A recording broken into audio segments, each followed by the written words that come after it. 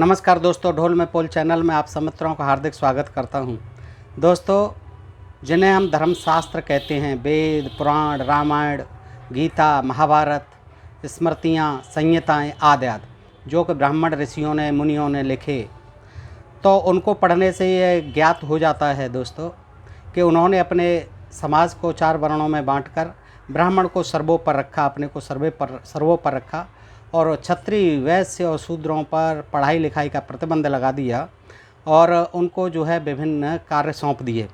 और अपने लिए इन्होंने जो है आसान काम जो थे, जिनसे में मेहनत नहीं करनी पड़ती थी, बैठे बिठाए खाने के साधन इन ग्रंथों के माध्यम से उन्होंने तय कर दिए। दोस्तों देखिए, रामचंद्र जी को भगवान कहा गया है, न केवल रामायण में बल्कि अन्य ग्रंथों में भी उन्हें राम को राम भगवान माना गया है।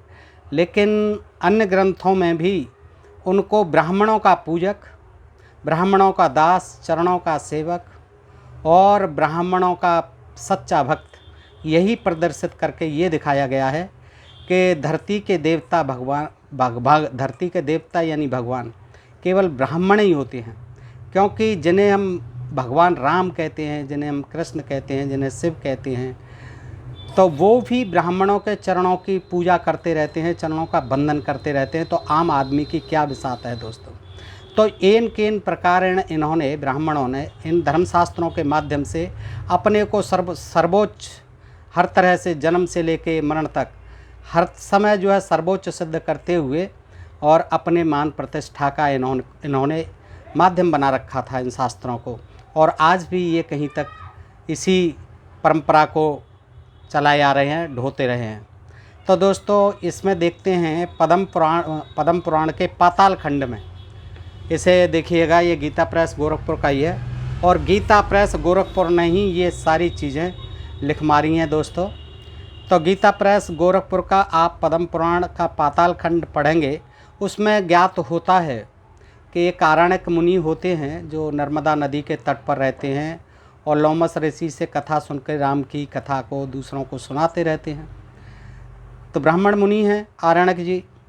एक समय जो है, जब रामचंद्र जी अश्वमेध कर रहे हैं तो घोड़ा छोड़ा हुआ है, तो उसके घोड़े के साथ शत्रुघ्न, भरत जी और हनुमान जी आदि वीर जो उसकी रक्षा के लिए जा रहे हैं। तो चलते चलते वो जो है आरण्यक मुनि के आश्रम में आ जाते हैं और आरण्यक मुनि कहते हैं कि मैं तो राम का भक्त हूँ और राम के बारे में कुछ बातें बताते हैं। यद्यपि उन्होंने राम को देखा नहीं था, लोमस ऋषि से सुन करके वो, तो भरत जी, शत्रुघ्न, हनुमान जी बड़े प्रभावित होते हैं और उनसे परिचय पूछना चाहते हैं आरण्यक मुनि से। और आरण्यक मुनि फिर जो है वहाँ पहुँचते हैं राम के पास। तो देखिए दोस्तों, किस तरह से राम उनके चरणों की वंदना करते हैं, चरणों को धोते हैं।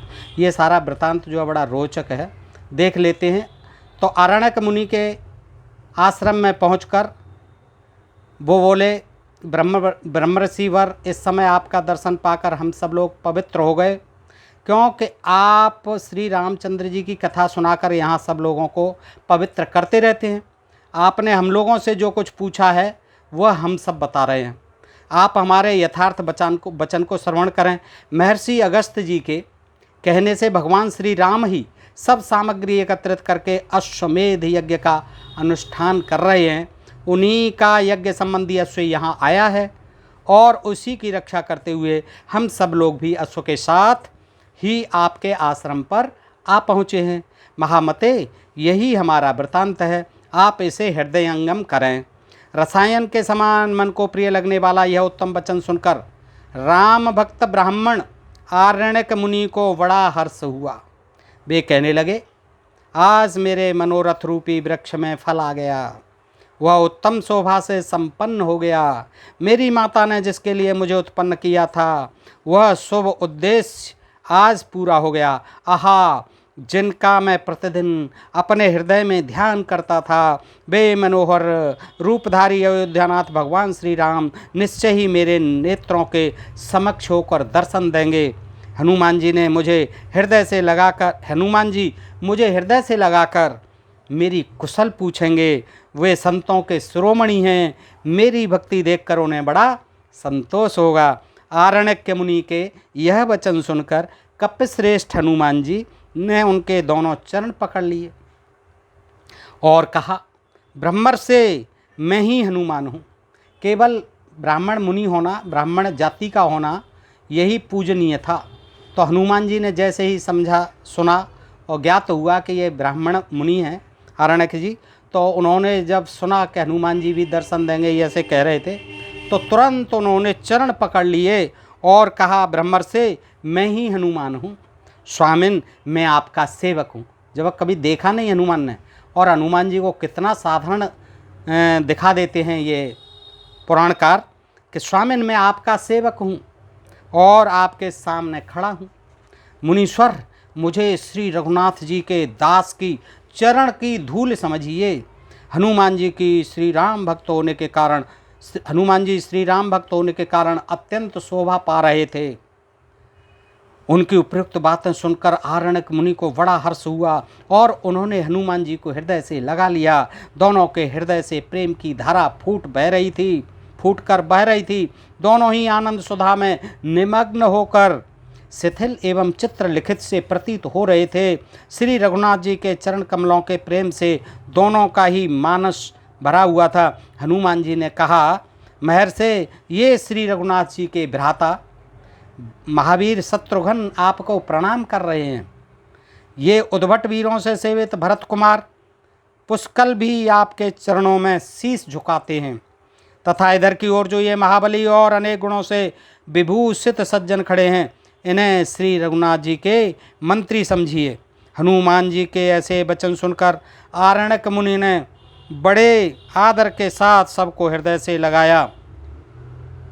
जिन्होंने अपने सेवक के मुख से श्री रामचंद्र जी का सुख आया हुआ सुनकर अपना सारा राज्य ही भगवान को समर्पण कर दिया है, वे राजा सत्यवान भी पृथ्वी पर माथा टेककर आपके चरणों में प्रणाम करते हैं। फिर शत्रुघ्न आदि सब लोगों ने बड़ी प्रसन्नता के साथ महर्षि के आश्रम पर निवास किया। प्रातःकाल नर्मदा में नित्य कर्म करके वे महान उद्योगी सैनिक आगे जाने को उद्यत हुए। शत्रुघ्न ने आरण्यक मुनि को पालकी पर बिठाया, अपने सेवकों द्वारा उन्हें श्री रघुनाथ जी की निवास भूत अयोध्यापुरी को पहुंचवा दिया। कुछ सैनिकों को कह दिया पालकी लाइए, पालकी में बिठा लिए आरण्यक मुनि जी को और ले जाइए अयोध्या, इनको श्री राम जी से मिलवाइए। सूर्यवंशी राजाओं ने जैसे अपना निवास स्थान बनाया था, उस अवधपुरी को दूर से ही देखकर आरण्यक मुनि सवारी से उतर पड़े और श्री रामचंद्र जी के दर्शन की इच्छा से पैदल ही चलने लगे। जन समुदाय से शोभा पाने वाले उस रमणीय नगरी में पहुंचकर उनके मन में श्री राम को देखने के लिए हजारों हजार अभिलाषाएं उत्पन्न हुईं। थोड़ी ही देर में वहाँ यज्ञ मंडप से सुशोभित सरयू के पावन तट पर उन्हें श्री रामचंद्र जी की झांकी हुई। भगवान का श्री विग्रह दूर बादल के समान श्याम सुंदर दिखाई देता था। उनके नेत्र खिले हुए कमल के फूल के समान शोभा पा रहे थे। वे अपने कटिभाग में मृग श्रृंग धारण किए हुए थे। रामचंद्र जी हिरण का सींग अपनी कमर में बांधे हुए थे। व्यासादि महर्षि उन्हें घेर कर विराजमान थे। व्यास से मतलब वशिष्ठादि महर्षि उन्हें घेर कर विराजमान थे और बहुत से सूरवीर उनकी सेवा में उपस्थित थे। उनके दोनों पार्श्व भागों में भरत और सुमित्रा नंदन लक्ष्मण खड़े थे तथा श्री रघुनाथ जी दीन जनों को मोह मांगा दान दे रहे थे। दान में व्यस्त थे, देने में रामचंद्र जी। भगवान का दर्शन करके आरण्यक मुनि ने अपने को कृतार्थ माना, धन्य हो गए।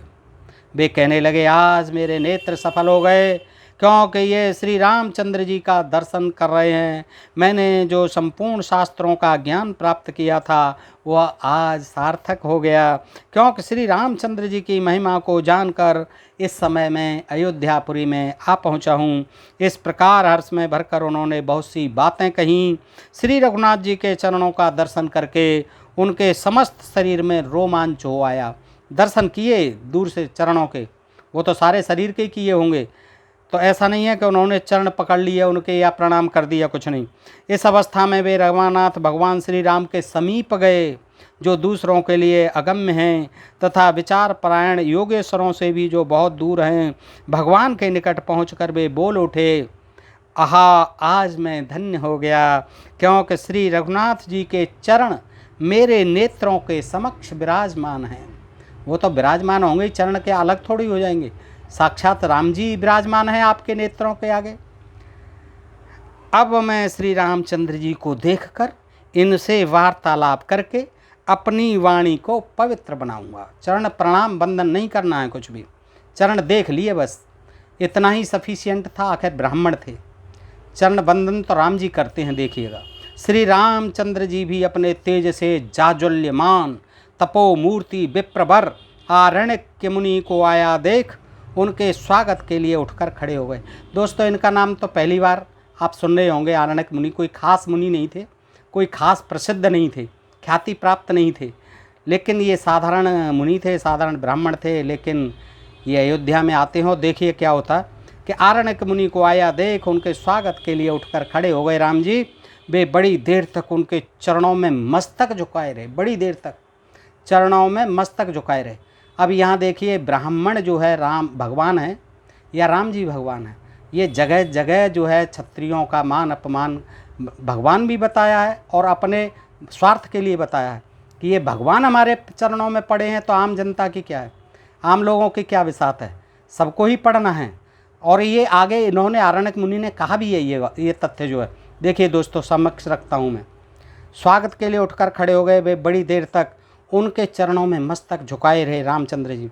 देवता और असुर अपनी मुकुट मणियों से जिनके युगल चरणों की आरती उतारते हैं, वे ही प्रभु श्री राम रघुनाथ जी मुनि के पैरों पर पड़कर, जिनकी बड़े बड़े देवता आरती उतारते हैं, युगल चरणों की आरती उतारते हैं, वे साक्षात प्रभु रामचंद्र जी आज मुनि के पैरों पर पड़कर कहने लगे, ब्राह्मण देव, आज आपने मेरे शरीर को पवित्र कर दिया। पृष्ठ 486 पाताल खंड है दोस्तों, पढ़ सकते हैं। अब तो देवता और असुर अपनी मुकुटमणियों से जिनके युगल चरणों की आरती उतारते हैं, वे ही प्रभु श्री रघुनाथ जी मुनि के पैरों पर पड़कर कहने लगे, ब्राह्मण देव, आज आपने मेरे शरीर को पवित्र कर दिया, धन्य कर दिया। दर्शन हो गए आपके, छाया पड़ गई आपकी, तो मेरा शरीर पवित्र हो गया। देखिए, रामचंद्र जी भगवान भी अपवित्र थे, ब्राह्मण की छाया पड़ने से, दर्शन होने से उनका शरीर भी, और इस बात को वो खुद कहते हैं, पवित्र हो गया कि ब्राह्मण देव, आज आपने मेरे शरीर को पवित्र कर दिया। ब्राह्मणों में श्रेष्ठ महातपस्वी आरण्यक मुनि ने राजाओं के शिरोमणि, भक्तों के शिरोमणि नहीं, भगवान नहीं, राजाओं के शिरोमणि श्री रामचंद्र जी को चरणों में पड़ा देख उनका हाथ पकड़कर उठाया और अपने प्रियतम प्रभु को छाती से लगा लिया। ठीक है, पैरों में पड़े हुए भगवान को छाती से लगा लिया, ये भी बड़पन की बात है ब्राह्मण के लिए। कौशल्यानंदन श्री राम ने ब्राह्मण को मणि निर्मित ऊंचे आसन पर बिठाया। देखिए, ऊंचा आसन भी देते थे और मणियों से निर्मित। कहाँ जंगल में रहते हैं, कहाँ एक कुटी में रहते हैं, कितना मान सम्मान भगवान कर रहे हैं, तो हम जैसों की क्या विसात है दोस्तों। तो ये ब्राह्मणों की महिमा है और इनमें शास्त्रों में ये वर्णित है। दोस्तों, मैं कुछ नहीं कहता हूँ, क्योंकि कुछ मित्रों को आज भी जो इसी तरह के ब्राह्मण हैं उनको बड़ा बुरा लगता है, वो मुझे अपशब्द कहते हैं, गाली भी देते हैं। लेकिन दोस्तों, इसमें मेरा कोई कसूर नहीं है, वो गाली देते रहें, कुछ भी करते रहें। मैं तो उनका जो पढ़ लिखा हुआ है, उनके जो पुरखों का लिखा हुआ है, जैसे आज भी वो पढ़ पढ़ के अपना व्यवसाय चला रहे हैं, धर्म का धंधा चला रहा है, मैं वो ही पढ़ता हूँ। तो दोस्तों देखिए, श्री राम ने ब्राह्मण को मणि निर्मित ऊंचे आसन पर बिठाया और स्वयं ही जल लेकर उनके दोनों पैर धोए। वहाँ कृष्ण के सुदामा जी के धोए थे कृष्ण ने, यहाँ जो है इसके धोए आरण्यक मुनि के। ये आज तक आपने वृत्तांत नहीं सुना होगा, न नाम सुना होगा आरण्यक मुनि का। कोई साधारण मुनि है, तपस्वी है, जंगल में रहता है, अपना साधु सन्यासी। तो क्या हुआ कि मणि निर्मित ऊंचे आसन पर बिठाकर स्वयं ही जल लेकर उनके दोनों पैर धोए, फिर चरणोदक लेकर, जो चरण धोकर के जो जल निकलता है उसको चरणोदक कहते हैं, चरणोदक लेकर भगवान ने उसे अपने मस्तक पर चढ़ाया। बताइए, तो वो भगवान ने जो चरणोदक चढ़ाया है, तो जिसका चढ़ाया वो कितना, वो तो सुपर भगवान हो गया, भगवान का भी भगवान हो गया। तो इस तरह से शास्त्रों में ये सिद्ध हो जाता है, ये लिख लिख के इन्होंने रख दिया कि ब्राह्मण ही सर्वोपरि है, वही भगवान है, और ये सब भगवान हमने झूठे गढ़े हैं कि इनसे हमें अपनी चरण वंदना करवानी है, चाहे राम हो चाहे कृष्ण हो, कोई भी हो। हमारी चरण वंदना हमें भगवान भी बताना है, तुम लोगों को मूर्ख भी बनाना है, और इनसे चरण वंदना भी अपनी करवानी है। तो दोस्तों ये पद्म पुराण है, इसमें आप पढ़ सकते हैं। तो चरणोदक लेकर भगवान ने मण निर्मित ऊंचे आसन पर बिठाया और स्वयं जल लेकर उनके दोनों पैर धोए। फिर चरणोदक लेकर भगवान ने उसे अपने मस्तक पर चढ़ा और कहा, आज मैं अपने कुटुंब और सेवकों सहित पवित्र हो गया। देखिए, हमारे राम भगवान क्षत्रिय थे और उनको जो है आज ये आभास हुआ जब उन्होंने आरण्यक मुनि को, जो जंगल में से आए हुए थे ब्राह्मण देव, उनके चरणोदक को मस्तक पर रखा और कहने लगे कि आज मैं अपने कुटुंब और सेवकों सहित पवित्र हो गया। आज तक मैं अपवित्र था। तत्पश्चात देवाधिदेवों से सेवित श्री रघुनाथ जी ने मुनि के ललाट में चंदन लगाया और उन्हें दूध देने वाली गौदान की। लॉटरी खुल गई ब्राह्मण मुनि की, दूध देने वाली गौदान की, इसीलिए आए थे बेचारे। फिर मनोहर वचनों से कहा, स्वामी मैं अश्वमेध यज्ञ कर रहा हूँ। राम जी कहते हैं, आपके चरण यहाँ आ गए, आप नहीं, आपके चरण यहाँ आ गए, इससे अब यह यज्ञ पूर्ण हो जाएगा। मेरे अश्वमेध यज्ञ को आपने चरणों से पवित्र कर दिया। राजाधिराजों से सेवित श्री रघुनाथ जी के ये वचन सुनकर आरण्यक मुनि ने हंसते हुए मधुर वाणी से कहा, स्वामिन आप ब्राह्मणों के हितैषी और इस पृथ्वी के रक्षक हैं। ब्राह्मणों के हितैषी और शेष जनता के हितैषी नहीं। बहुत जातियां हैं, 4 वर्णों के अंदर भी बहुत जातियां हैं, बहुत से लोग थे, तमाम शिल्पकार थे, किसान थे, वैश्य थे, लेकिन नहीं, आप ब्राह्मणों के हितैषी और इस पृथ्वी के रक्षक हैं। अतः यह वचन आपके ही योग्य है। आप ही कह सकते हैं, आप सही कह रहे हैं महाराज। वेदों के पारगामी ब्राह्मण आपके ही विग्रह हैं, यानी आपका ही रूप हैं। जो वेदों के पारगामी ब्राह्मण हैं, ज्ञाता हैं महाराज, वेदों के पारगामी ब्राह्मण आपके ही विग्रह हैं, आपके ही स्वरूप हैं। यदि आप ब्राह्मणों की पूजा, देखिए ये ध्यान से देखें दोस्तों, यदि आप, आरण्यक मुनि कहते हैं रामचंद्र जी से, यदि आप ब्राह्मणों की पूजा आदि कर्तव्य कर्मों का आचरण करेंगे तो अन्य सब राजा भी ब्राह्मणों का आदर करेंगे। देखिए क्या ज्ञान की बात लिखी है पुराणकार ने, और कह ही दिया जो मन की बात थी कि ब्राह्मणों की पूजा भगवान राम जी आप करेंगे तो अन्य राजा भी आपकी देखा देखी ब्राह्मणों का सम्मान करेंगे, उनका आदर करेंगे, उनकी पूजा प्रतिष्ठा करेंगे। शास्त्रों के ज्ञान से रहित मूढ़ मनुष्य भी यदि आपके नाम का, अब देखिए मक्खन लगाते हैं आरण्यक मुनि, क्या कहते हैं, शास्त्रों के ज्ञान से रहित मूढ़ मनुष्य भी यदि आपके नाम का स्मरण करता है, पैर अपने छुपा रहे हैं, पुजवा रहे हैं, स्पर्श करा रहे हैं, धुलवा रहे हैं, लेकिन क्या कह रहे हैं कि मूढ़ मनुष्य भी यदि आपके नाम का स्मरण करता है तो वह संपूर्ण पापों के महासागर को पार करके परम पद को प्राप्त हो जाता है। सभी वेदों और इतिहासों का यह स्पष्ट सिद्धांत है कि राम नाम का जो स्मरण किया जाता है वह पापों से उद्धार करने वाला है। आपकी कथा सुनकर लोग सब पवित्र हो जाएंगे कलयुग में। पूर्व काल में जब सतयुग चल रहा था, मैंने गंगा तीर पर निवास करने वाले पुराण वेत्ता ऋषियों के मुख से यह बात सुनी थी। महान पाप करने के कारण कातर हृदय वाले पुरुषों को तभी तक पाप का भय बना रहता है जब तक वे अपनी जिह्वा से परम मनोहर राम नाम का उच्चारण नहीं करते। अब ये जो है ऊपर ऊपर की बातें कर रहे हैं, बंधन चरण बंधन अपना करा रहे हैं और महत्व उनको सिखा रहे हैं कि आपके नाम में बड़ी महत्ता है, आपके नाम की आप में बड़ी शक्ति है। लोग तर जाते हैं, अगले जन्म में स्वर्ग मिल जाएगा, उन्हें जो है मुक्ति हो जाती है, मोक्ष मिल जाता है, आपका नाम लेते ही सारे पाप धुल जाते हैं, एक बार आपका राम नाम उच्चारण करने से सारे सुख मिल जाते हैं। अतः श्री रामचंद्र जी इस समय में धन्य हो गया, आपके दर्शन से मेरे संसार बंधन का नाश सुलभ हो गया। मुनि के ऐसा कहने पर श्री रघुनाथ जी ने उनका पूजन किया। फिर उनको भी जोश आया, राम जी को दोबारा फिर पूजन किया कि ये मेरी इतनी तारीफ़ कर रहे हैं। उस समय सभी महर्षि उन्हें साधुवाद देने लगे राम जी को। इसी बीच वहाँ जो अत्यंत आश्चर्यजनक घटना घटी उसे मैं बतला रहा हूँ। ऋषि कहते हैं कि मुनिश्रेष्ठ बादशायन जी को कहते, बादशायन जी को सुना रहे हैं शेष जी कि तुम श्री राम के भजन में तत्पर रहने वाले हो, मेरी बातों को ध्यान देकर सुनो। आरण्यक मुनि को ध्यान में श्री रघुनाथ जी का जैसा स्वरूप दिखाई देता था, उसी रूप में महाराज श्री रामचंद्र जी को प्रत्यक्ष देखकर उन्हें अत्यंत हर्ष हुआ। वे वहाँ बैठे महर्षियों से बोले, मुनीश्वरों, आप लोग मेरे मनोहर वचन सुने। भला इस भूमंडल में मेरे जैसा सौभाग्यशाली मनुष्य कौन होगा। श्री रामचंद्र जी ने मुझे नमस्कार करके अपने श्री मुख से मेरा स्वागत एवं कुशल समाचार पूछा है। अतः आज मेरी समानता करने वाला कोई नहीं है, न हुआ है, न होगा। वो बहुत महाप्रसन्न हो गए, पुलकित हो गए आरण्यक मुनि जी। तो कहने लगे सभी संतों से कि श्रुतियाँ भी जिनके चरण कमलों की रज को सदा ही ढूंढा करती हैं, उन्हीं भगवान ने आज मेरे चरणों का जल पीकर अपने को पवित्र माना। पीकर, चरणों का जल पीकर उन्हीं भगवान ने पवित्र माना है। बताइए मैं कितना महान हो गया, कितना धन्य हो गया कि दुनिया जिनका नाम लेती है, सौभाग्यशाली हूँ आज मैं कि उन्होंने मेरे चरणों का जल धोकर पिया है और अपने को पवित्र माना है।